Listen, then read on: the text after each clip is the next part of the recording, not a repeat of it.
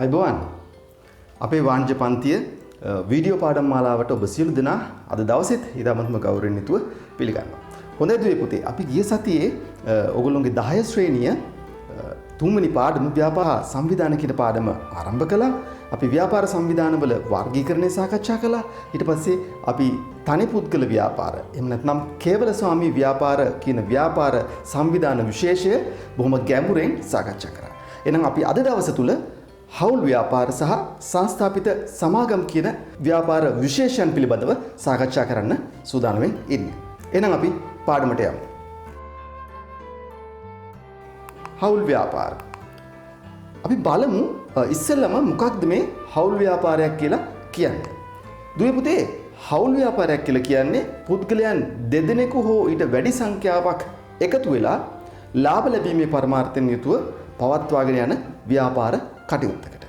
එහෙම නැත්නම් ලාභ ලැබීමේ පරමාර්ථයෙන් යුතුව පුද්ගලයන් දෙදෙනෙකු හෝ ඊට වැඩි සංඛ්‍යාවක් විසින් පවත්වාගෙන යන ලබන ව්‍යාපාරික සම්බන්ධතාවයට අපිට කියන්නට පුළුවන් හවුල් ව්‍යාපාරයක් කියලා. මම උදාහරණ කීපයක් ඔබට කියන්නම් හවුල් ව්‍යාපාර සම්බන්ධ.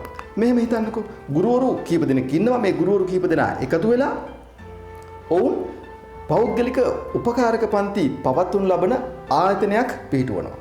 මෙන්න හවුල් ව්‍යාපාරයකට හොඳ උදාහරණයක්. ඒ වගේම තමයි වෛද්‍යවරුන් කීප දෙනෙක් එකතු වෙලා පෞද්ගලික රෝහලක් ආරම්භ කරලා පවත්වාගෙන යනවා. හවුල් ව්‍යාපාරයකට හොඳ උදාහරණයක්. ඒ වගේම තමයි ගණකාධිකාරීවරුන් කීප දෙනෙකු එකතු වෙලා ඔඩිට් ෆර්ම් එකක් පවත්වාගෙන යනවා. මෙය හොඳ උදාහරණයක් හවුල් ව්‍යාපාර සඳහා. මේ අවස්ථා තුනේදීම ඔබට පේනවා ඇති වෘත්තිකයන් එකතු වෙලා පවත්වාගෙන යන ලබන ව්‍යාපාර අපිට හඳුනා ගන්නට පුළුවන් හවුල් ව්‍යාපාර විදියට. නමුත් හැම අවස්ථාවකදීම වෘත්තිකයන් නැහැ. නමුත් ඕනම කෙනෙකුට එකතු වෙලා ව්‍යාපාරයක් පටන් ගන්න යන්නට පුළුවන්. නමුත් ලංකාව දිහා බැලුවාම සාමාන්‍යයෙන් වෘත්තිකයන් විසින් තමයි හවුල් ව්‍යාපාර බොහෝ විට පවත්වාගෙන යන්නේ. දැන් ඔබට හවුල් ව්‍යාපාර පිළිබඳව පුංචි අවබෝධයක් ඇති. අපි බලමු මොනවද මේ හවුල් ව්‍යාපාරවල තියෙන විශේෂ ලක්ෂණ කියලා. පළවෙනි එක තමයි සමාජික සංඛ්‍යාව. මම නිර්වචනය කරද්දී කිව්වා පුද්ගලයන් දෙදෙනෙකු හෝ ඊට වඩා වැඩි සංඛ්‍යාවක්. ඒ වගේම මේකට උපරිම සීමාවක් තියෙනවා දුවේ පුතේ. අවමය දෙදෙනයි උපරිමය 20යි.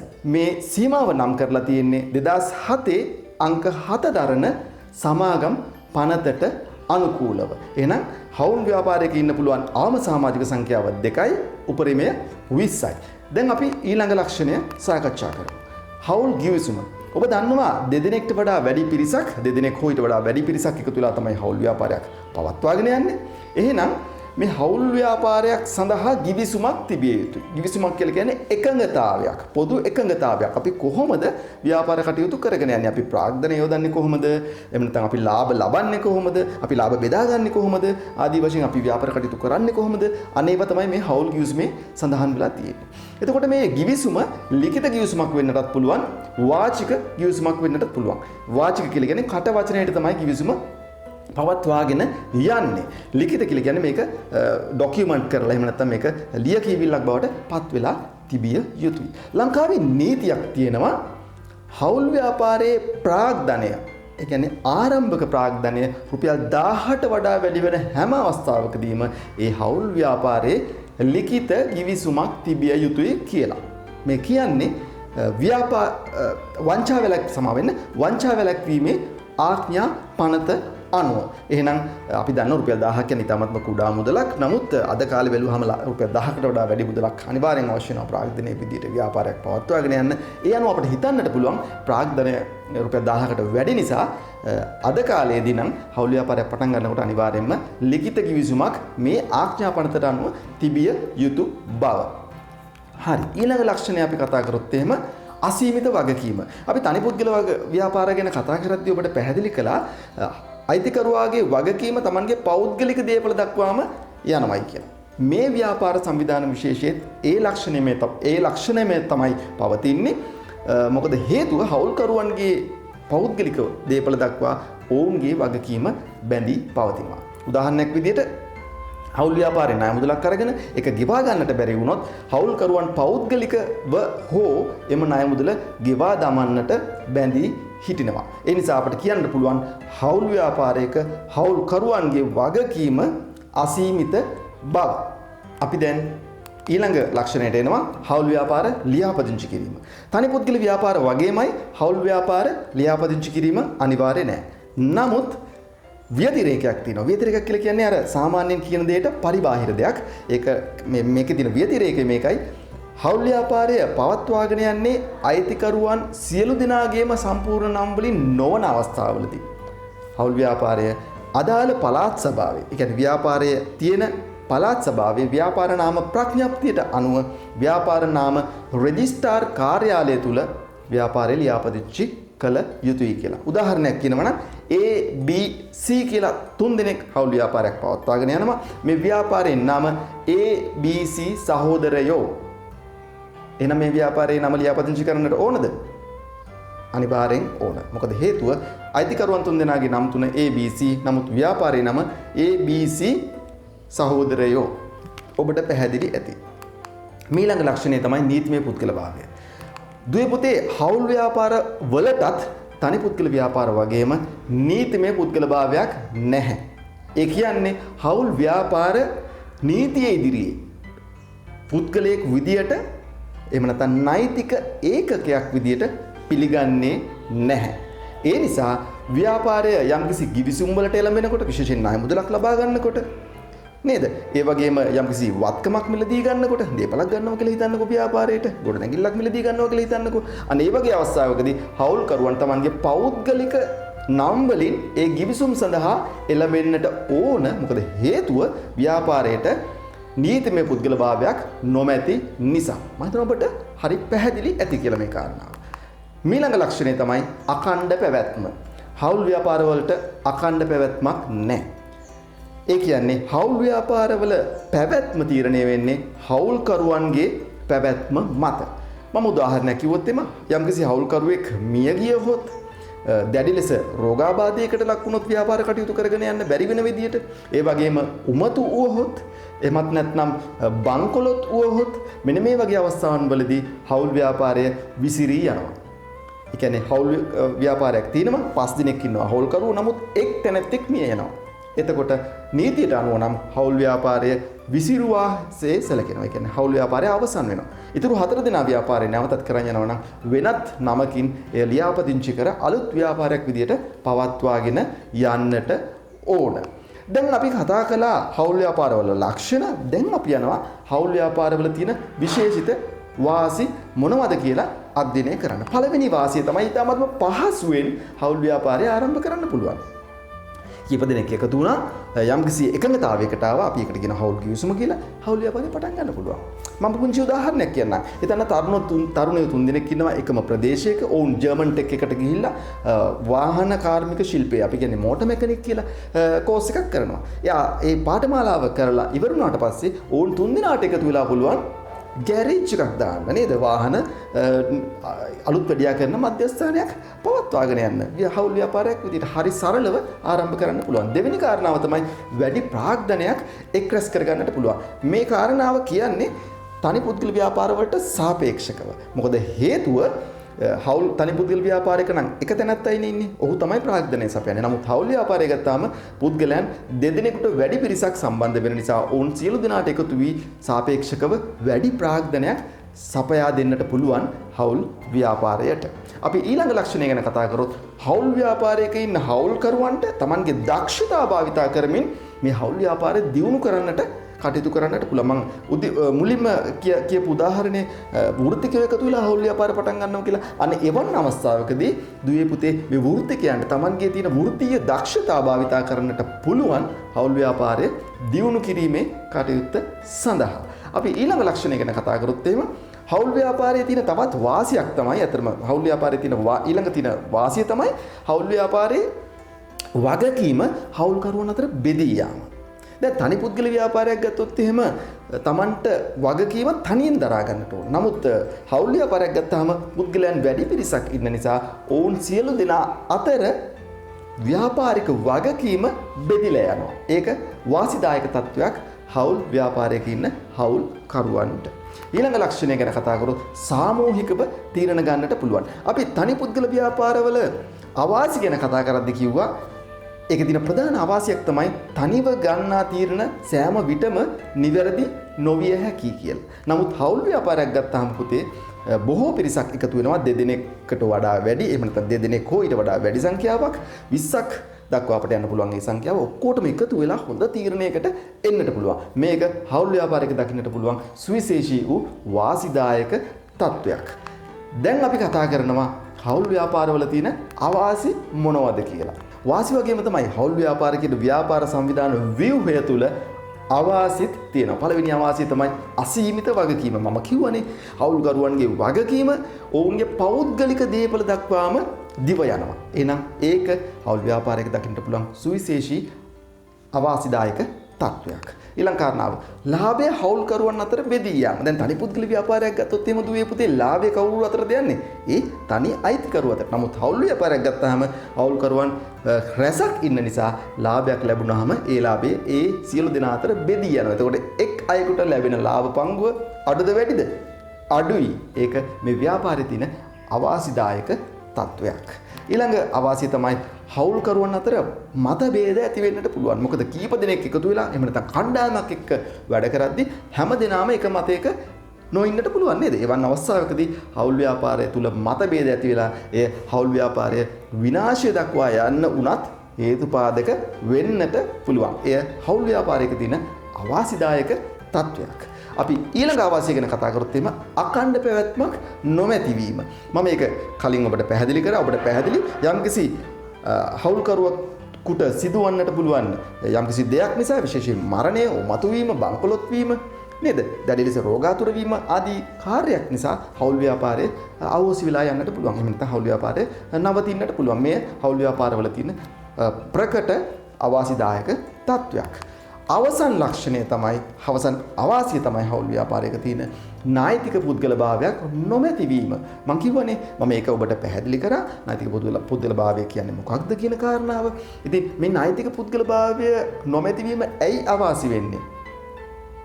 ඒක තමයි දුවේ පුතේ නිතරම හවුල් ව්‍යාපාරයේ කටයුතු වෙනුවෙන් හවුල්කරුවන් පෞද්ගලික මට්ටමින්ම පෙනී හිටින්නට වෙනවා නීතිමය කටයුතු වලදී.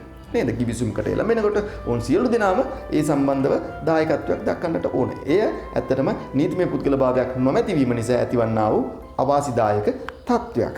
ඉතින් දුවේ පුතේ මම හිතනවා දැන් ඔබට හවුල් ව්‍යාපාර සම්බන්ධව පුළුල් අවබෝධයක් ලැබෙන්නට ඇති කියලා.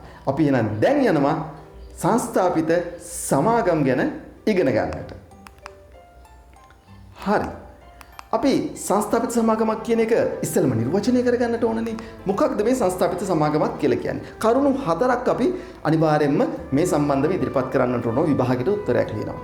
පළවෙනි කාරණාව තමයි 2007 අංක 7 දරන සමාගම් පනත යටතේ සංස්ථාපනය කරන ආයතනයක් තමයි මේ සමාගමක් කියලා කියන්නේ. මොකක්ද මේ සංස්ථාපනය කරනවා කියලා කියන්නේ? සංස්ථාපනය කරනවා කියලා කියන්නේ පිහිටුවනවායි කියන එක. පිහිටුවනවා. එහෙනම් පළවෙනි කාරණාව 2007 අංක 7 දන්න සමාගම් පනත යටතේ පිහිටුවන්නට ඕන. දෙවෙනි ලක්ෂණය තමයි නීතිමය පුද්ගල භාවයක් තියෙනවා. ඒ කියන්නේ නීතියේ ඉදිරියේ වෙනමම නෛතික ඒකකයක් විදියට සංස්ථාපිත සමාගම් පිළිගන්නවා. තුන්වෙනි එක තමයි කොටස් නිකුත් කිරීමෙන්. ඔවුන්ගේ කොටස් නිකුත් කිරීමෙන් ඕනට පුළුවන් ප්‍රාග්ධනය සපුරා ගන්නට.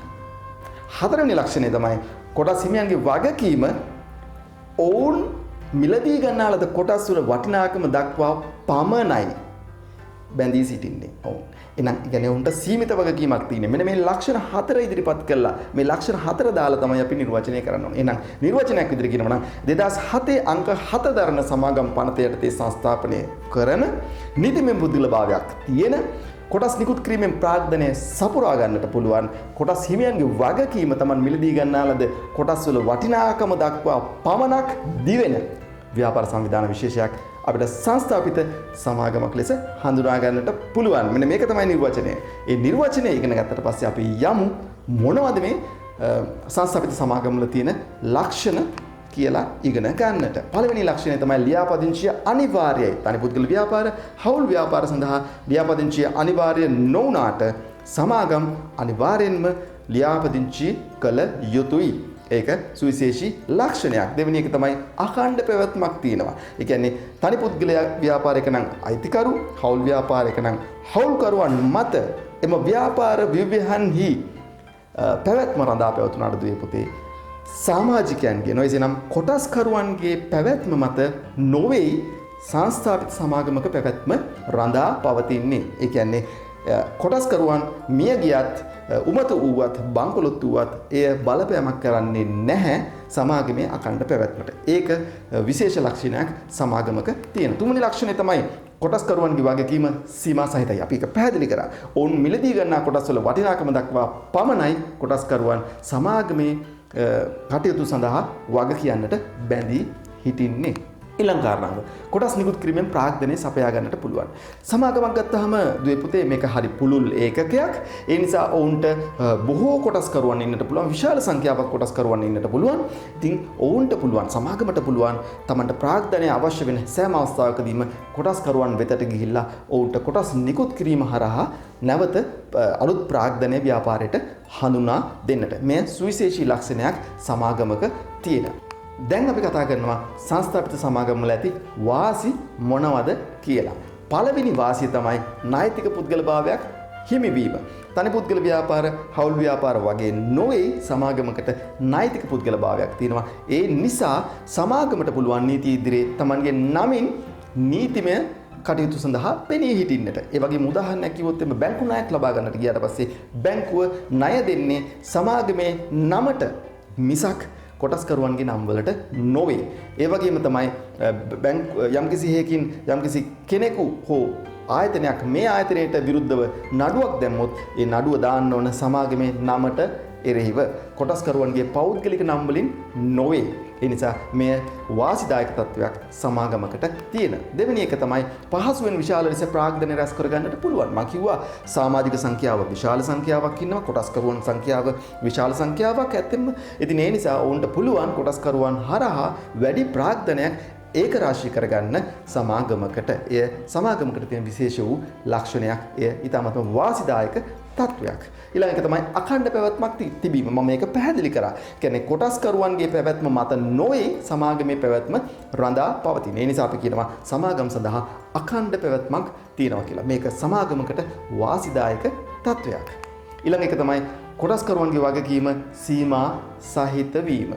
ඒ කියන්නේ කොටස්කරුවන්ගේ වගකීම රඳා පවතින්නේ. ඒ කියන්නේ ඔවුන්ගේ වගකීමේ සීමාව වෙන්නේ ඔවුන් මිලදී ගන්නා ලද කොටස්වල වටිනාකම දක්වා පමණයි. මේ සමාගමකට තියෙන සුවිශේෂී වාසිදායක තත්වයක්.